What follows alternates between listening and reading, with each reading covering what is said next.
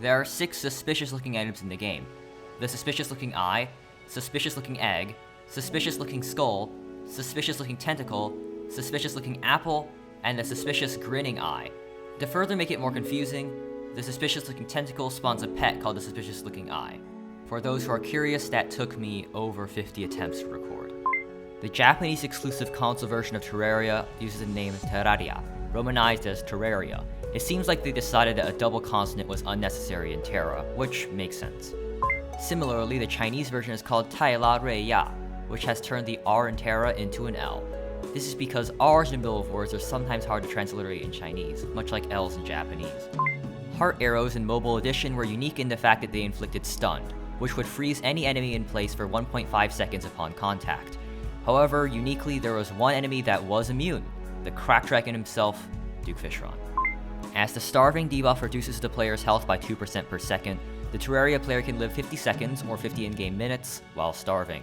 The actual Daybreak projectile has very slightly different ornamentation on the spear point versus the sprite shown in the inventory. In versions prior to 1.4, it was profitable to craft party bullets. The profit was around 3 copper per round. However, it was nerfed in 1.4, so you now lose money crafting them. Added in 1.2.2, the reindeer bells were the first mount added to Terraria.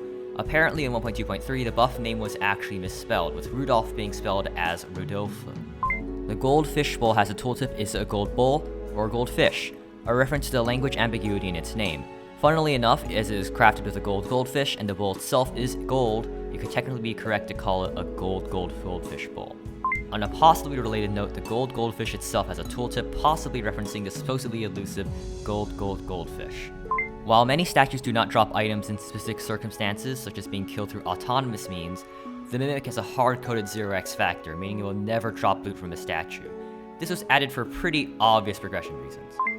Similarly, the only statue that has no drop chance factor and allows autonomous killing is the slime statue, probably to allow easier collection of the slime staff and gel to use for ammunition.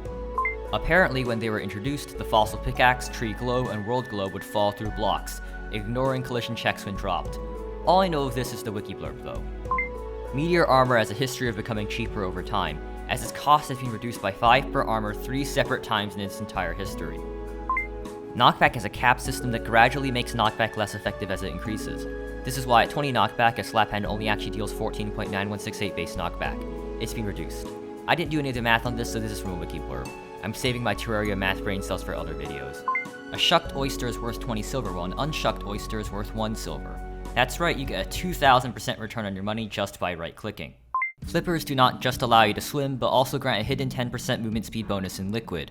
Of course, the Flipper potion is still better as it doesn't have the anti-slowdown buff that the potion has. Prior to 1.4.1, the World Gen algorithm did not try to generate the jungle away from the corruption, which could lead to you getting screwed pretty hard in hard mode if you weren't lucky. The tick counter in Terraria is reset every dawn and dusk, going up 54,000 ticks or 900 seconds during day, and 32,400 ticks or 540 seconds during nighttime. This is unlike Minecraft where the tick system is continuous throughout the days. I'm not sure what the limit in that game is, but it's probably 9 quintillion, so the 64-bit integer limit. The depth meter declares the area 80% toward the top of the world to be space, but there are of course other definitions. Above 50% you can fish for space fishing items. Above 55% those pesky wyverns can spawn, and your hair dye changes. Above 65% pre-hard mode space enemies like the Harpy can spawn. To be clear, Harpies can spawn at 55%, but only in hard mode. At 83.3%, gravity finally starts to decrease gradually, up to 100%, top of the world. Despite the magical harp making the same note sound no matter what, it actually produces 3 different projectiles: the 8th note, tied 8th note, and quarter note. Apparently, Terraria has 6 unimplemented achievements. Behind the Mask, slay the insane cultist, a mad magician with powerful spells. It seems like this one has been made redundant by obsessive devotion. Davy Jones's Locker, defeat the Flying Dutchman, the sails of the plundered skies. Winterhearted, defeat the Ice Queen, wicked witch of the coldest nights. Pumpkin Smasher, defeat the Pumpkin, the spooky lord of Hollow's Eve.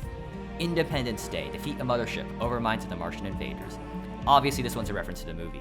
And finally, Hex Education, defeat a goblin summoner, conjurers of the darkest flames.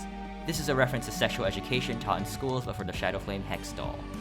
The sprite for the Rainbow Torch actually does contain every color of the rainbow. Looking at you, Rainbow Cursor.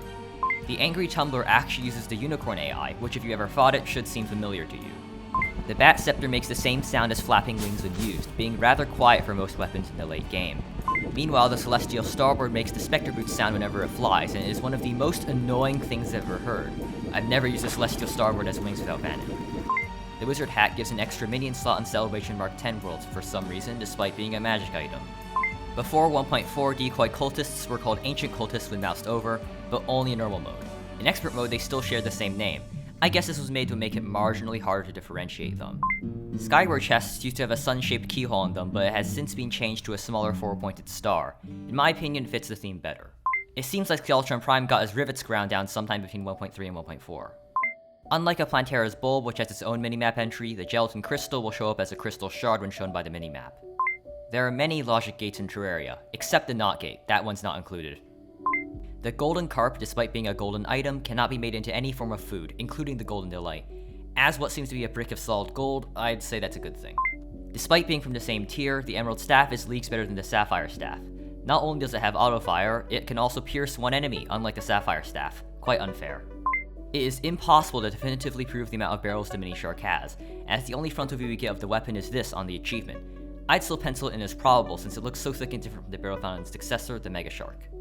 Light Fruit spawned immediately in hard mode prior to 1.3, but were gated behind a mech boss kill in 1.3. The Portal Gun has the lowest rarity of any Moonlord drop, with it having a yellow rarity. This is typically reserved for post-golem items. Relatedly, the Star Wrath is of Cyan rarity, one rarity level below red, which is the standard for endgame items. Most of us actually think the Star Wrath is stronger than the Meowmare, making this a really weird exception. Prior to 1.2, the Star Fury was insanely broken. It was a magic weapon, and whenever you clicked, a star would rain down. However, this was coupled with the ability to rain down stars as fast as you could click, presuming that your mana allowed. Couple this with Minecraft PvP skills or an auto-clicker and you could basically mimic the modern Star Wrath. The guy changes his quote about the Lantern Knight depending on whether you've killed the Moonlord. Before killing the Moonlord, he talks about your recent victories, echoing how you still have more to go. After defeating the final boss, he instead speaks of you saving the world, saying the Lantern Knights have become regular celebrations of your victory. Block swapping on sand only works when you have at least 110% pickaxe power. If you do not have this, you can only swap the topmost layer of the block. This applies to all gravity-affected blocks. However, this limitation is lifted to all pickaxes if you are swapping sand with another gravity-affected block, or vice versa. Weird, huh? The Garland and Gender Change Potion are the only two items in Terraria that require every herb to craft. The Tombogiri from old-gen consoles typically written as this, meaning Dragonfly Cutter. However, the Japanese translators for Terraria, Spike Chunsoft, decided to write the name in katakana, still pronounced Tombogiri. They also made the decision to write katana in its katakana form instead of its kanji form, which is just one kanji. While the Kunomi reading of this is katana, it also means sword or blade more generally, and it did this to avoid confusion. And finally, the Ruler in 1.3 sold for a third of its buy price, the only exception to the 5-to-1 ratio enforced in buy-sell prices in Terraria today. You're at the end. If you enjoyed, I recommend a subscription. Use this information will be a bit slower on production since we're nearing 700 facts and there's only so much info to go around. Hopefully Labor of Love brings us places. Other than that, thank you, and goodbye.